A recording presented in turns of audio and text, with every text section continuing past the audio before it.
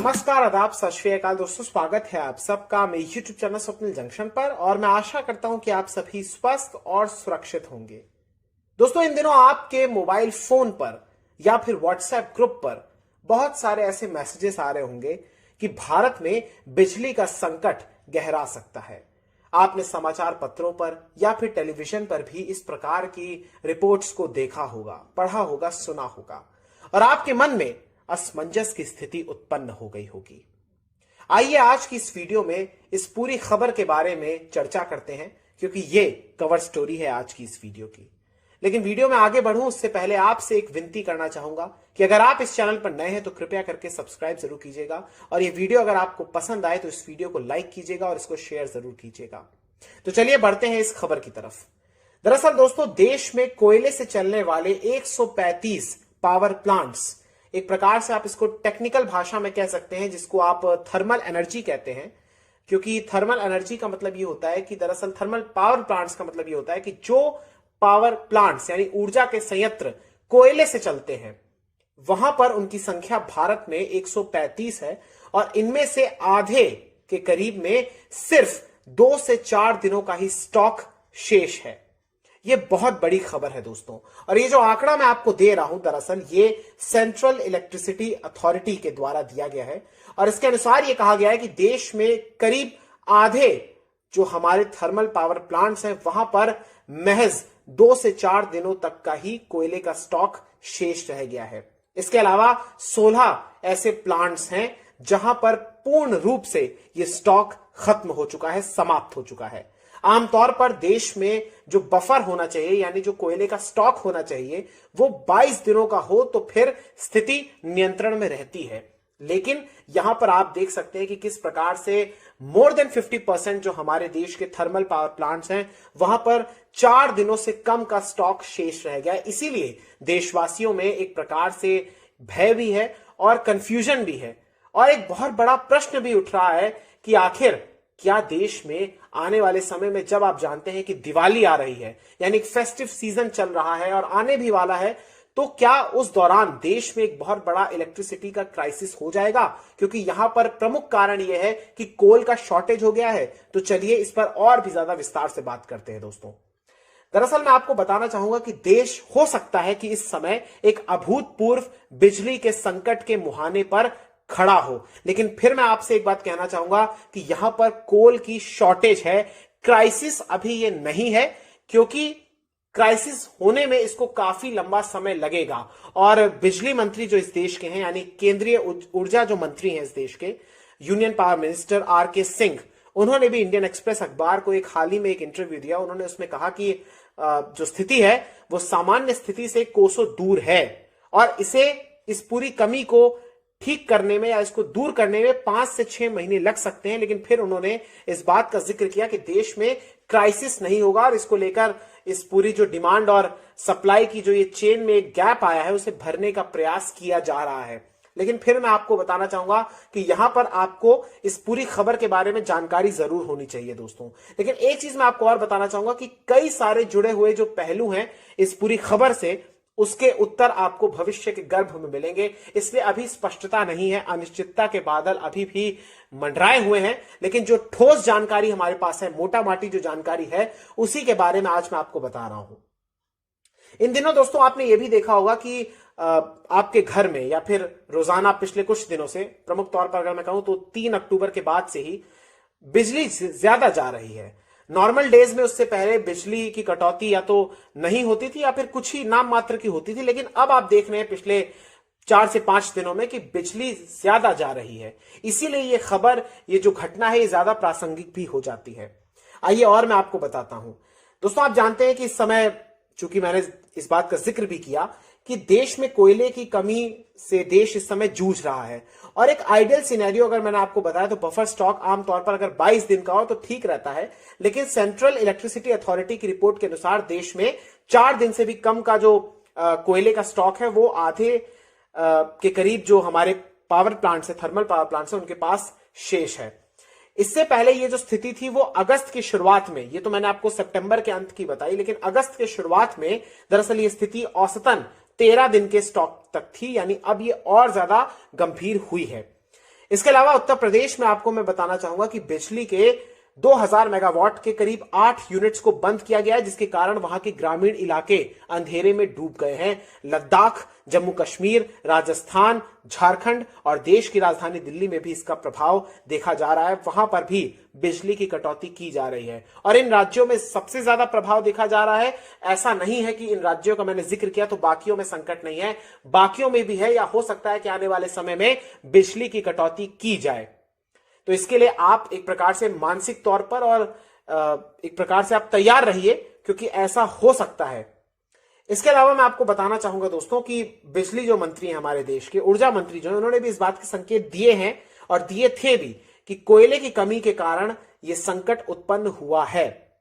अब आपको मैं अंतर्राष्ट्रीय स्तर पर भी बताना चाहूंगा कि सिर्फ भारत में ही क्राइसिस नहीं हो रहा है या ये शॉर्टेज नहीं हो रही है, बल्कि दुनिया के कई ऐसे देश हैं, कई ऐसे महाद्वीप हैं जहां पर यह संकट गहराया हुआ है। मसलन चीन के बारे में अगर मैं जिक्र करूं तो चीन के पूर्वोत्तर के जो क्षेत्र हैं, जो इलाके हैं, जो राज्य हैं, वो डूबे हुए हैं अंधेरे में। इवन जो राजधानी उनकी है बीजिंग, या फिर उनका जो सबसे बड़ा शहर है वहां शंघाई तक में भी वहां पर अंधेरा किया गया। इसके अलावा दक्षिण अमेरिकी देश भी इस समय अधिकांश, जो बहुत सारे देश हैं दक्षिण अमेरिका में, साउथ अमेरिका में, वहां पर कई सारे देश ऐसे हैं जो कि अंधेरे में डूबे हुए हैं। यूरोप के कई देश, जो कि प्रमुख तौर पर अगर ऊर्जा की मैं बात करूं तो चूंकि यूरोप के पास ज्यादा कोल का भंडार नहीं है, तो वो लोग ज्यादातर जो डिपेंड करते हैं वो पानी से जो ऊर्जा मिलती है उससे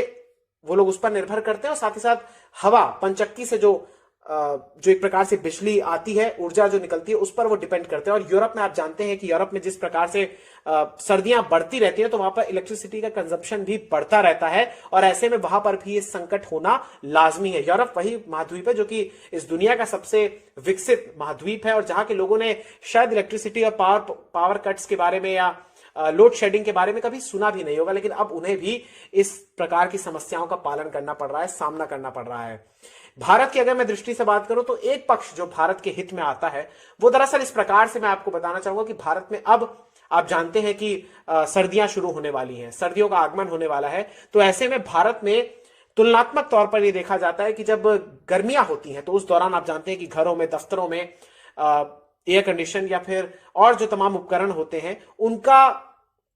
जो उपयोग है वो ज्यादा बढ़ जाता है। ऐसे में बिजली का जो कंजप्शन होता है वो काफी ज्यादा बढ़ जाता है। लेकिन तुलना अगर हम करें, कंपेयर करें अगर हम सर्दियों से, तो फिर उसकी तुलना में सर्दियों में कम हो जाता है। तो बिजली की जो डिमांड होती है सर्दियों में वो थोड़ी सी उसमें एक प्रकार से फॉल आता है। तो ये एक चीज हमारे पक्ष में है कि हो सकता है कि आने वाले समय में स्थिति नियंत्रण में आ जाए, लेकिन आप तैयार रहिए कि हो सकता है स्थिति विकराल भी हो सकती है।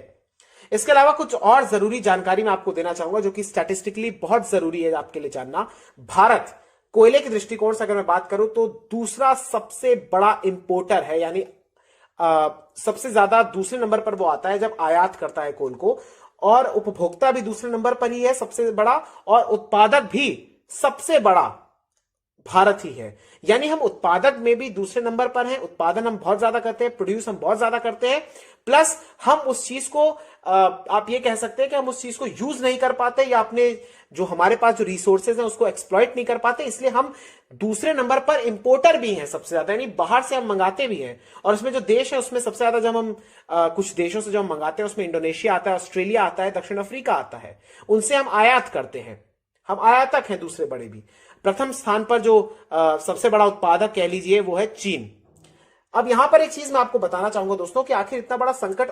उभरा क्यों, आखिर क्या कारण है। देखिए, कारण सबसे पहले यह है कि दुनिया भर में आप जानते हैं कि कोविड का क्राइसिस आया तो उसके कारण इकोनॉमीज बंद हो गए। जब इकोनॉमीज बंद हो गई, दुनिया ही बंद हो गई, ताले के भीतर चली गई, घर के अंदर चली गई, तो फिर देशों ने ऊर्जा के जो सोर्सेस थे, जिसमें पेट्रोल आप कह सकते हैं, जिसमें फ्यूल आप प्रमुख तौर पर कह सकते हैं, या फिर आप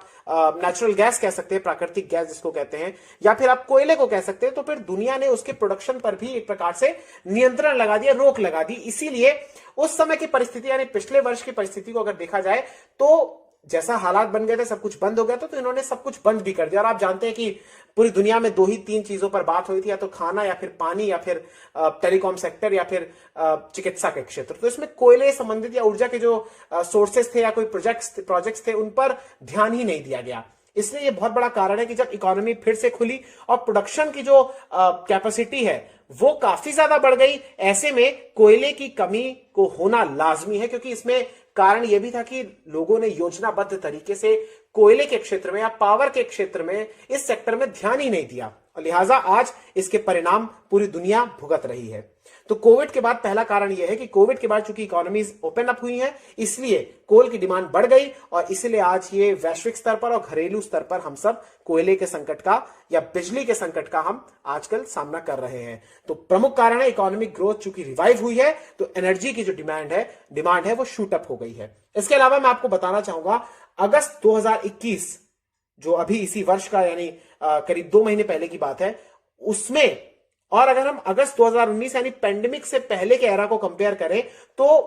अगस्त 2021 में बिजली की डिमांड करीब 18% तक बढ़ गई है। यानी कोविड से पहले जितनी हम पूरी दुनिया की जो बिजली की डिमांड थी, वो उसमें इजाफा हो गया है, और सेम समय सेम महीने के अनुसार, यानी ज्यादा बिजली की खपत हो रही है। और यह आंकड़ा बिजली मंत्रालय के अनुसार है, यह देश का आंकड़ा है, माफ कीजिएगा मैं दुनिया कह दिया था, यह हमारे भारत का आंकड़ा है।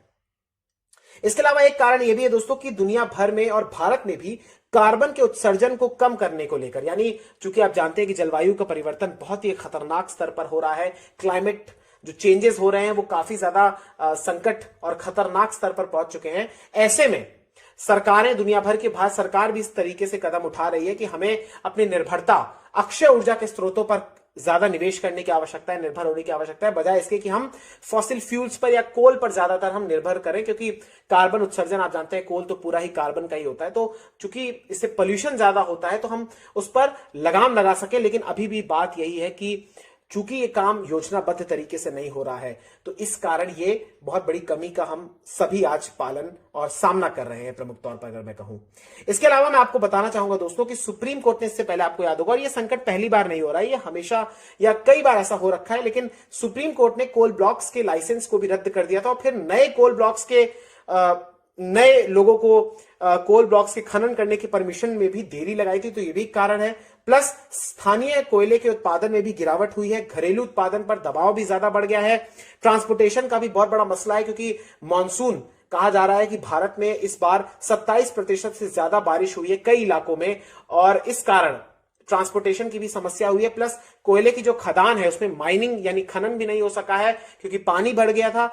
था, तो इसलिए भी ये भी बहुत सारे कारण बताए गए हैं। प्लस कोल इंडिया जो कि देश में सबसे बड़ा प्रोड्यूसर है कोल का, वो एक्सपेंशन भी नहीं कर पा रहा है। कई सारे प्रोजेक्ट्स कोविड के कारण रुक गए, कुछ के प्रोजेक्शंस यानी जो उन्होंने अनुमान लगाए थे वो भी गलत बैठ गए, उनकी कैलकुलेशन गलत हो गई, एनवायरमेंट के भी कई सारे इफेक्ट्स थे, उसके प्रभाव थे, प्लस कई सारे धोखाधड़ी और भ्रष्टाचार के मामलों के कारण भी आज देश और दुनिया इस पूरे संकट का सामना कर रही है। CIL यानी कोल इंडिया लिमिटेड के अगर मैं अनुसार आपको बताऊं तो इस संकट के लिए उन्होंने थर्मल पावर प्लांट्स को जिम्मेदार ठहराया है। उनका कहना है कि अगस्त के बाद कोयले के स्टॉक में गिरावट आई थी, क्योंकि बिजली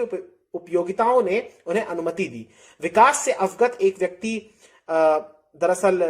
है, उन्होंने ये बात बताई कि दरअसल उपयुक्त अधिकारियों के पास उन्होंने समस्याओं को भेजा है। प्लस CIL ने यह भी कहा कि वित्त वर्ष की शुरुआत में कोयले का स्टॉक 28.4 मीट्रिक टन के आरामदायक स्तर पर था, लेकिन 4 महीने बाद भी जुलाई के अंत में भी बिजली उपयोगिताओं में कोयले का स्टॉक 24 मीट्रिक टन था, जो 5 साल के औसत के बराबर था। अगस्त में ही बिजली संयंत्रों में कोयले का स्टॉक 11 मीट्रिक टन से अधिक गिर गया था, क्योंकि बढ़ती हुई मांग के कारण उत्पादन में भी तेजी से वृद्धि हुई थी। इसके अलावा मैं आपको बताना चाहूंगा कि कमी को दूर करने के प्रयास में कोयला मंत्रालय ने मंगलवार को यानी 5 अक्टूबर को घोषणा की कि कोयला खदानें केवल अपने स्वयं के उपयोग के लिए कोयले का उत्पादन करती हैं, जिन्हें कैप्टिव माइंस के रूप में जाना जाता है, उन्हें भी अब अपने वार्षिक उत्पादन का 50% बेचने की अनुमति दी जाएगी खुले बाजार में। तो कदम तो उठाए जा रहे हैं, लेकिन अब देखना यही है कि क्या इस प्रकार से होता है। और केंद्र सरकार की तरफ से भी, भारत सरकार की तरफ से भी कहा गया है कि वो स्टेट रन एंटरप्राइजेस जितनी भी उनके साथ अब समन्वय स्थापित करने की दिशा में काम कर रही हैं, ताकि प्रोडक्शन को रैंप अप किया जाए और माइनिंग की जाए, ताकि जो ये डिमांड और सप्लाई के बीच जो गैप आया है, जो एक खाई आ गई है, उसे भरा जा सके, उसे पाटा जा सके। क्योंकि ये संकट अगर हुआ तो सबसे ज्यादा प्रभाव इसका हमारे मैन्युफैक्चरिंग सेक्टर पर पड़ेगा, हमारे ग्रामीण क्षेत्रों पर पड़ेगा और साथ ही साथ शहरी क्षेत्रों पर भी पड़ेगा। इसके अलावा मैं आपको बताना चाहूंगा, जैसा कि मैंने कहा कि जब इकोनॉमीज खुल गई तो उसमें मैन्युफैक्चरिंग बढ़ने के कारण कोल की खपत बढ़ गई, प्लस बारिश के कारण कोयले की किल्लत हो गई। इसके अलावा एक चीज मैं आपको और बताना चाहूंगा कि कोयले के दाम भी 40% तक बढ़ गए हैं दोस्तों। सिर्फ तेल के या सिर्फ महंगाई उस स्तर पर नहीं बढ़ रही, बल्कि कोयले के भी दाम बढ़ गए हैं। और आप ये कह सकते हैं कि एक दूसरे पर निर्भर भी करते हैं कि अगर एक के दाम बढ़ते हैं तो सीधे तौर पर दूसरे पर भी इसका सीधा प्रभाव पड़ता है।